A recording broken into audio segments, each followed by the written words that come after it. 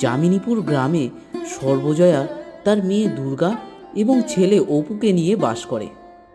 সর্বজয়া বিধবা। অপুর যখন 1 বছর 3 মাস বয়স, তখন অপু এবং দুর্গা তার বাবাকে হারায়। তাদের বাড়ির অবস্থা খুব একটা সচ্ছল নয়।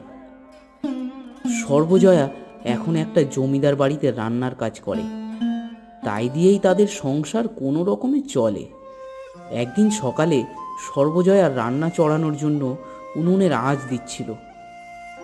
তখন অপু তাকে এসে খুব আহ্লাদের সুরে বলে, মা জানো তো, পাশের গায়ে মেলা বসেছে, তিনুরা গেছিল।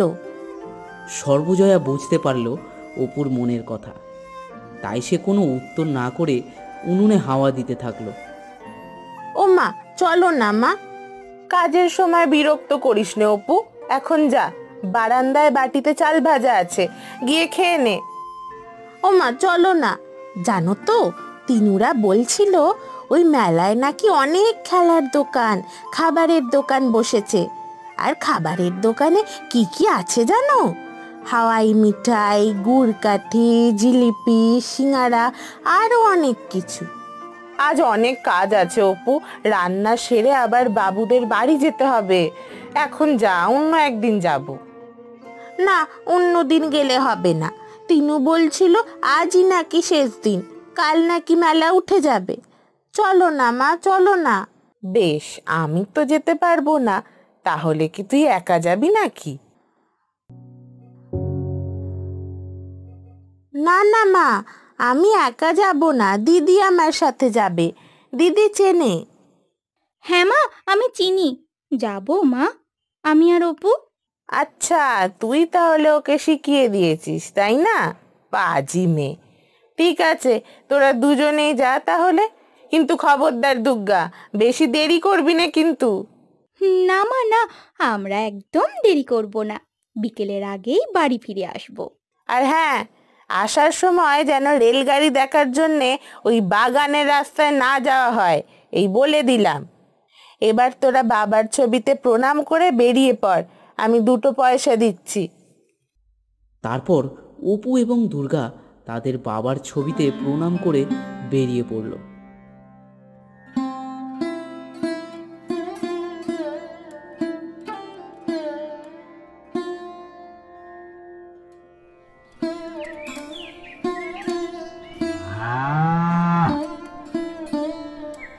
হাটটা বসেছে অনেক দূরে। তাদের গ্রাম থেকে বেরিয়ে মাঝখানে একটা বিরাট বড় জঙ্গল, সেটা পেরিয়ে তারপর আরও একটা গ্রাম ফেলে তারপর বসেছে সেই হাট। যেতে যেতেই প্রায় ঘন্টাখানেক লাগবে। অপু তার দিদিকে বলছে যে তারা হাটে গিয়ে কি কি কিনবে, কি কি দেখবে, কি কি খাবে। লিস্টই অনেক বড়, কিন্তু তাদের মা তো মাত্র 2 পয়সাই দিয়েছে। সেই 2 পয়সায় কি আর হবে সেটা দুর্গা জানে, কিন্তু সে অপুকে তখন কিছু বলল না।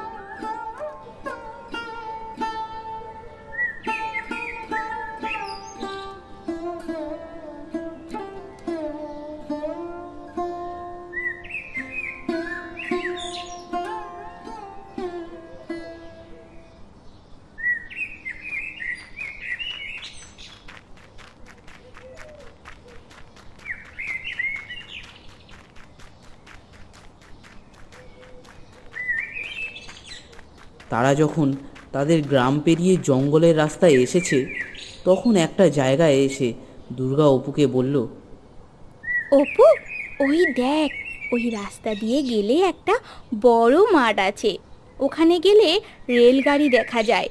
আসার সময় যাব রেলগাড়ি দেখতে, কেমন? হ্যাঁ, কিন্তু মা তো বারণ করছে রে দিদি। ছাড় না, আমরা হাট থেকে তাড়াতাড়ি চলে আসব, তাহলে আর দেরি হবে না, মা কিছু বুঝতেই পারবে না। তারপর তারা আবার হাঁটতে শুরু করলো।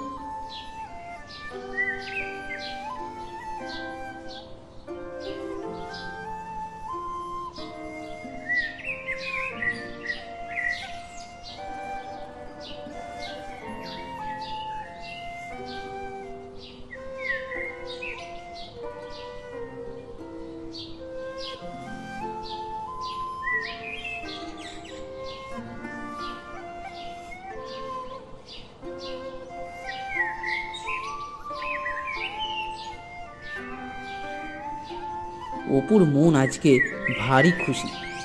সে ভাবছিল তার জীবনে আজই বোধহয় সবচেয়ে খুশির দিন। আজকে সে প্রথমবার হাটে যাচ্ছে, দিদির সঙ্গে গিয়ে সে তালপাতার সেপাই কিনবে। জীবনে এই প্রথমবার সে দিদির সঙ্গে রেলগাড়ি দেখবে। আরও কত কী সব ভাবছিল অপু মনে মনে।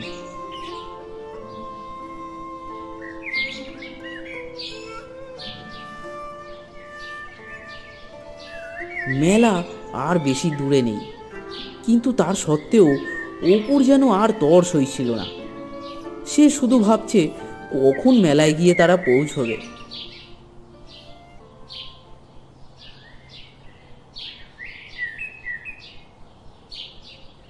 আরও কিছুক্ষণ হাঁটার পর অপুর কানে ভেসে এলো মেলায় লোকজনের ভিড়ের আওয়াজ। এবং আরও একটু হাঁটতেই তারা দুজনে মেলার সামনে এসে দাঁড়ালো। সমস্ত মেলাটা একটা রঙিন কাপড়ে বেড়া দিয়ে ঢাকা, তাই অপু বাইরে থেকে বিশেষ কিছু দেখতে পাচ্ছিল না।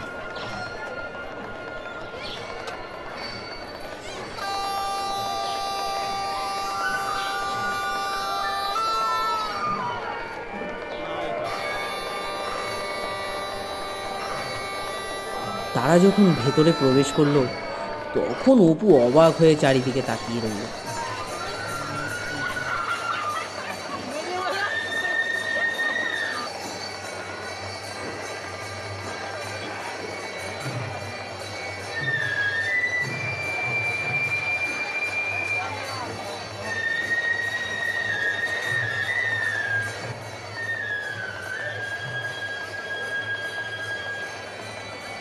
অপু মুগ্ধ হয়ে সব দেখছিল।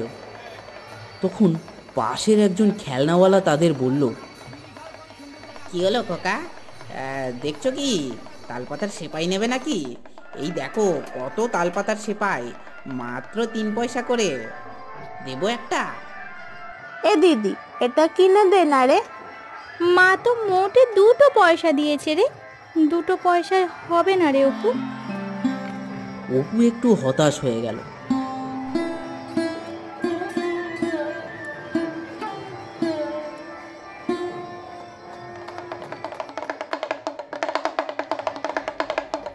अरे देखो देखो देखो देखो, हाथी देखो, घोड़ा देखो, दिल्ली का कुतुब देखो, शेर देखो, चीता देखो, लंदन और जापान देखो। अरे देखो देखो देखो देखो, हाथी देखो, घोड़ा देखो, दिल्ली का कुतुब देखो, शेर देखो, चीता देखो, लंदन और जापान देखो। অপু, ওই দেখ বায়োস্কোপ, চল চল আমরাও দেখবো। তারা দুজন ভেবেছিল তারাও ওই বায়োস্কোপে চোখ লাগিয়ে কত কিছুই না দেখবে, কিন্তু সামনে একটা জায়গায় লেখা ছিল 5 পয়সা।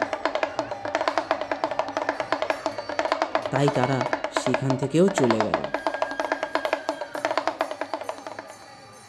দুর্গা জানতো এই 2 পয়সায় মেলায় প্রায় কিছুই হবে না, তাই তারা শুধু মেলাটা ঘুরে ঘুরে দেখছিল। বলি ও খোকা, ও খুকি, মিঠাই নেবে নাকি? এই দেখো কত মিঠাই আছে, সরভাজা, গুড়ের রসগোল্লা, পান্তুয়া, আরও অনেক কিছু আছে, এসো নিয়ে যাও। তারা দুজন কেবল না সূচক মাথা নেড়ে সেখান থেকে হতাশ হয়ে চলে গেল।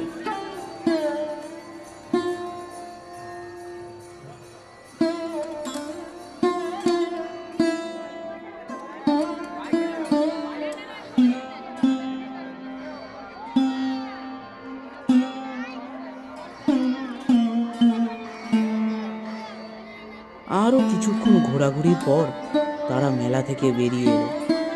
দুর্গা বুঝতে পারছিল তার ভাইয়ের মনের অবস্থা, তাই সে অপুকে বলল, অপু চল এবার রেলগাড়ি দেখতে যাই। হ্যাঁ ঠিক আছে, চল।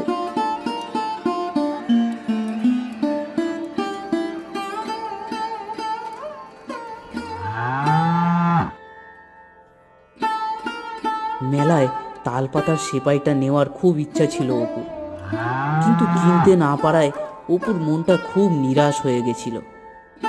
কিন্তু দিদি যখন রেলগাড়ি দেখার কথা বলল, তখন আর তার কোনো দুঃখ রইল না। দুর্গা জানে তার ভাই খুব দুঃখ পেয়েছে, কিন্তু সে আর কি করে, তার কাছে তো আর পয়সা নেই। সে এও বোঝে যে তার মা কত কষ্ট করে এই দুটো পয়সা তাদেরকে দিয়েছে, তাই সে ভেবেছে এই দুটো পয়সাও সে মাকে গিয়ে ফেরত দিয়ে দেবে।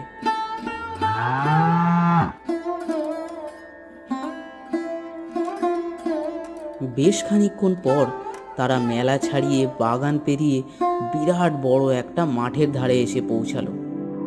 সেখানে মানুষ ছাড়া উঁচু উঁচু সাদা কাশফুলে পুরো মাঠ ছেয়ে গেছে এবং মাঠের মধ্যে বিরাট বড় বড় বৈদ্যুতিক পোল সারি সারিভাবে বসানো। অপু বা দুর্গা কেউই ওগুলোকে চিনতে পারল না। অপু বলল, ওগুলো কি রে? কে জানে। রেলগাড়ি কোথায় রে? তুই যে বলেছিলি এখানে আসবে। চুপ কর চুপ কর, ওই যে শোন। তারপর দূর থেকে বিরাট ধোঁয়া ছাড়তে ছাড়তে কি একটা যেন মাঠের মধ্যে আসলো। অপু বুঝতে পারলো এটাই রেলগাড়ি। মেলার দুঃখ আর কোথায়, সে এখন মন ভরে সেই দৃশ্য উপভোগ করছে। খুশিতে তার বুক ভরে যাচ্ছে।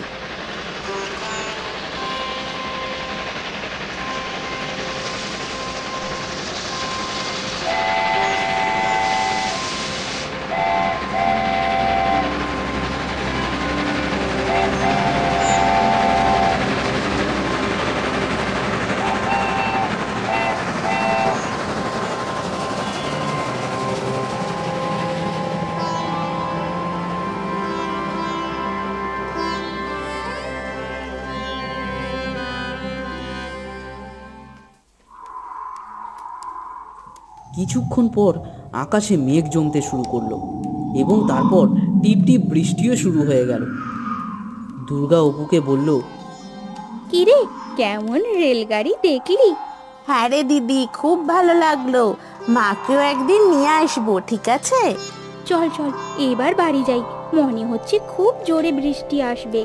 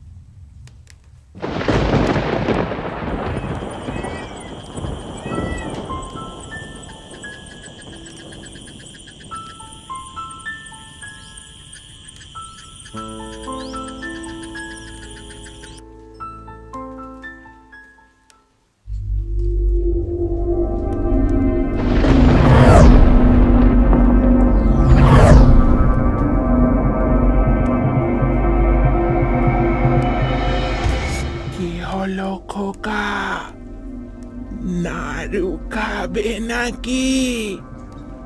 এই নাও নাও, হাতটা বাড়াও।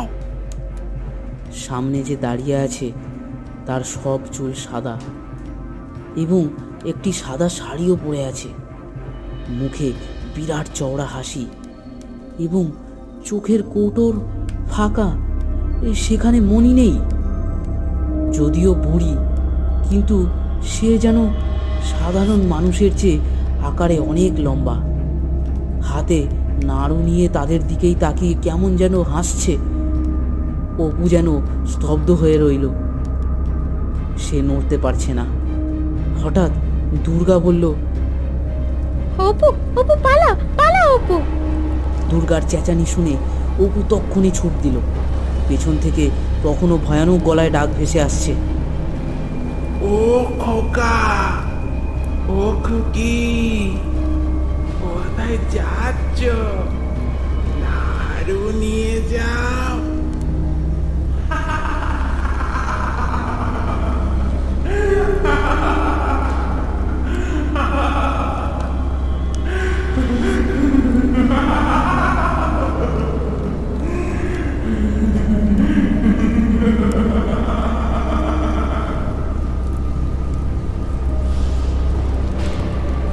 দুজনে খুব জোরে দৌড়াচ্ছে।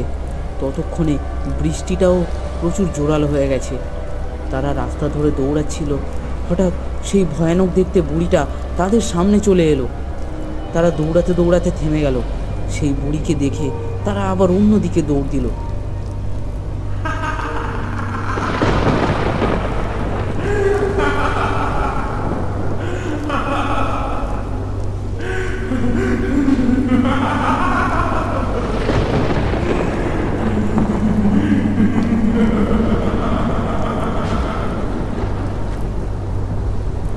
বেশ খানিকক্ষণ এদিক ওদিক ছোটাছুটির পর তারা একটা জায়গায় এসে থামলো এবং চোখ তুলে দেখলো সামনে সেই ভয়ানক দর্শন বুড়িটা আর নেই, বরং তার জায়গায় একজন সৌম্য দর্শন মানুষ দাঁড়িয়ে আছে।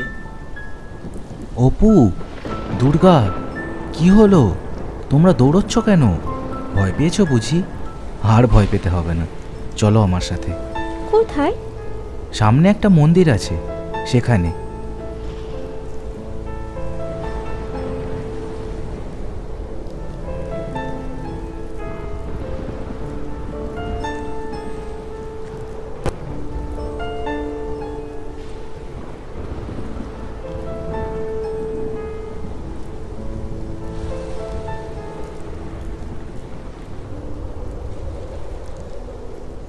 সেই ব্যক্তি অপু ও দুর্গাকে নিয়ে সেই জঙ্গলের মধ্যেই একটু ভগ্নপ্রায় পোড়ো মন্দিরে নিয়ে গেল।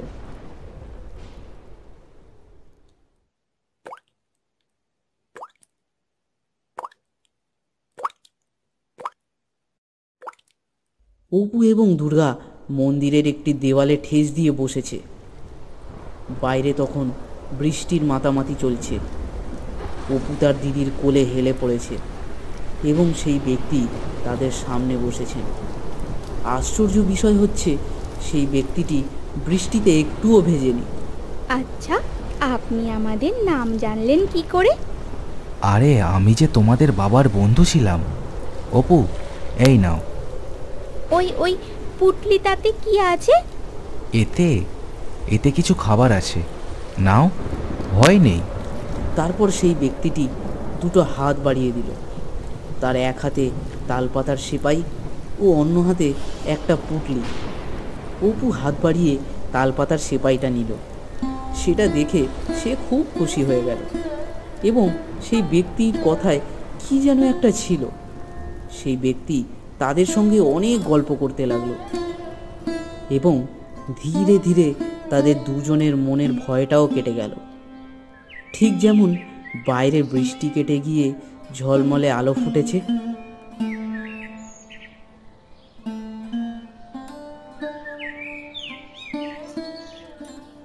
সেই মানুষটার গল্প শুনতে শুনতে অপু এবং দুর্গা কখন যেন ঘুমিয়ে পড়েছিল। চোখ খুলে সামনে সেই মানুষটিকে দেখতে না পেয়ে দুর্গা প্রথমটা ভেবেছিল সেগুলো সবই স্বপ্ন, কিন্তু পাশে তাকিয়ে দেখলো অপুর হাতে তালপাতার সেপাইটা তখনও ধরে আছে এবং তাদের সামনে রাখা আছে সেই খাবারের পোটলাটা। তখন দুর্গা বুঝতে পারল যেসব ঘটনাগুলো ঘটেছে সেগুলো সবই সত্যি।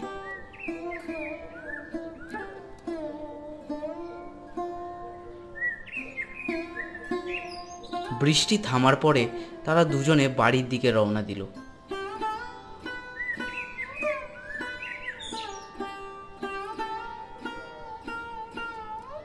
বাড়িতে এসে দুর্গা এবং অপু তাদের মাকে সব কথা খুলে বলল। সব শুনে সর্বজয়া তাদের বললে, তোদের না বলেছিলাম বাগানের ওই রাস্তা দিয়ে আসবি না? তাহলে কেন গেছিলি? হ্যাঁ, কেন গেছিলি? ওই বাগানে বহু বছর আগে একজন বুড়ি মারা গেছিল। তারপর থেকে ওদিকে কেউ যায় না। আর জানো তো মা, যে ভদ্রলোক আমাদের মন্দিরে নিয়ে গেছিলেন তাকে কেন জানি না খুব যেন চেনা চেনা লাগছিল। কে জানে তিনি কে ছিলেন, কিন্তু তিনি ভগবানের মতো তোদের বাঁচিয়েছেন।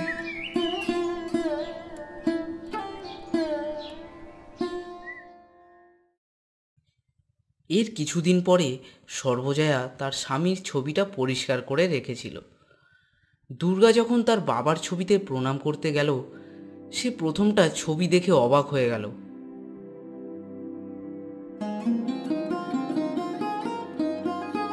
তারপর দুর্গার চোখ থেকে দুফোঁটা জল গড়িয়ে মাটিতে পড়ল।